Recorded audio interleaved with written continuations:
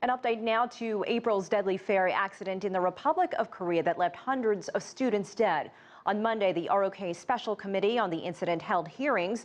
CCTV's Jung reports from Seoul. The Parliamentary Special Committee, comprised of both ruling and opposition party members and experts, as well as a few family members of the victims, have started to receive reports from relevant authorities starting on Monday. They will hold the last meeting on July the 11th. Now, they're going to receive reports from relevant authorities, including the Blue House, which is the presidential office, the Prime Minister's office, the Safety Ministry, the Oceans Ministry, as well as the Coast Guards, those key authorities who are heavily involved in the search and rescue operations.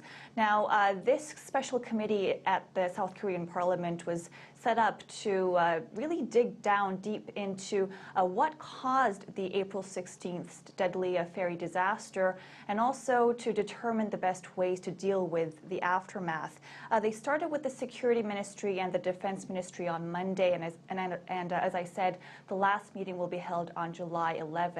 And after that, in early August, they're going to hold public hearings on witnesses that they choose to interview. South Korea's initial investigation on the cause of the ferry disaster did say that the ferry sank because it took a sharp turn while speeding, and also it was overloaded with cargo, as well as a third reason that it didn't have enough ballast water to help stabilize a ship when it rocks from right to left. This investigation will continue until the end of August.